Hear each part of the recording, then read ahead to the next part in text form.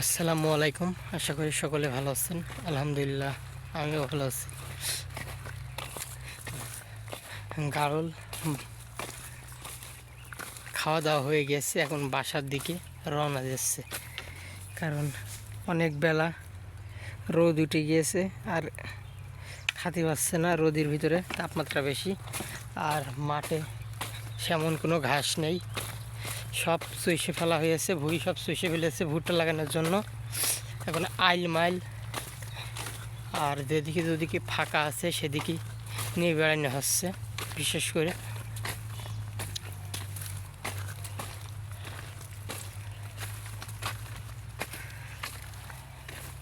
আলি কিছু ঘাস আছে, ওই ঘাসগুলা খাচ্ছে।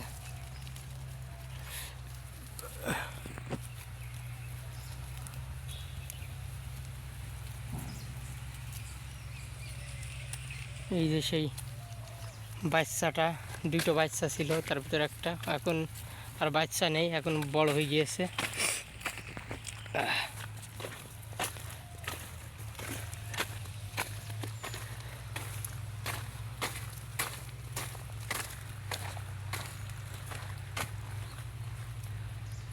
আলির ঘাসগুলোতে অনেক সুন্দর করে খাইলো।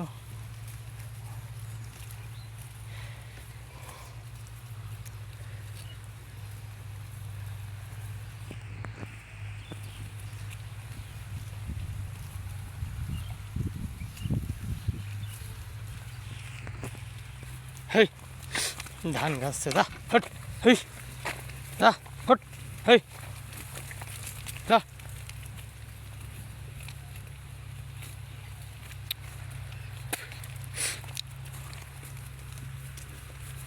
অনেক রোদের মধ্যে গাড়ল খাওয়া নেই, খুব কষ্ট। তারপরে আবার আমার সর্দি লেগেছে এবং জ্বর এসেছে, খুব শরীরটা খারাপ। জ্বর সর্দিতে শরীরটা খুবই দুর্বল, তারপরেও কিছু করার নেই, গাড়ল আনতে হবে মাঠে। আমি ছাড়া রাখা লোক নেই, অনেক পরিশ্রম হয়ে যাচ্ছে রোদের ভিতরে, গায়ে জ্বর, তারপরেও গাড়ল খাওয়াতে হচ্ছে, কষ্ট হয়ে যাচ্ছে।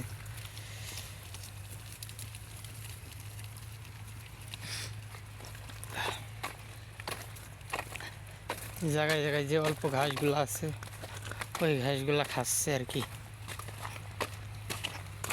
হই না, ঘর ঘর হট, হই হট হট হট হট হট হট।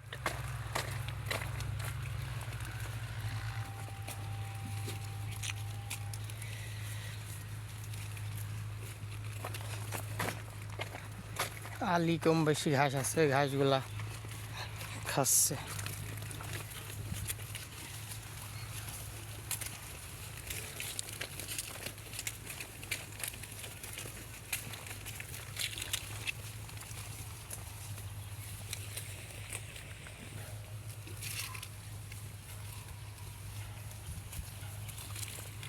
যা হই হই যা, হই যা যা, হই।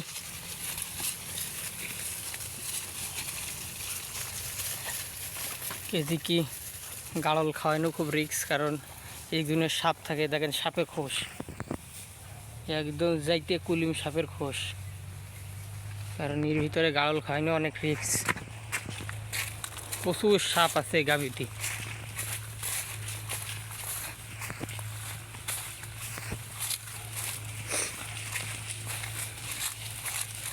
বাসার দিকে চলে যাচ্ছে, কারণ ওই যে ওইটা আমাদের বাসা দেখা যাচ্ছে, ওই যে গাড়লের ঘর। এখন এই পুকুরের আশপাশগুলা খাওয়াবো, এগুলা খাওয়ানো হয়ে গেলে বাসার দিকে চলে যাব, কারণ ঘাস খুব কম তো মাঠে, ঝোড়ঝাড় যে মেজা আছে ওইগুলাই খাওয়ানো হচ্ছে।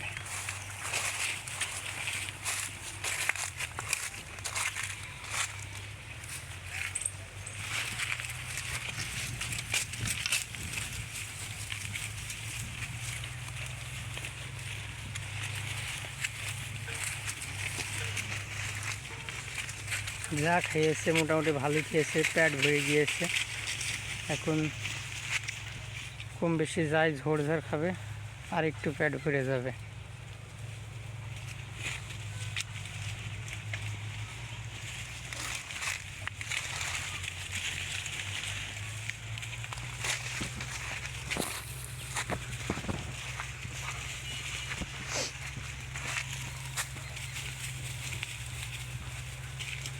আপনাদের সামনে আবারও অন্য একটা ভিডিও নিয়ে হাজির হব।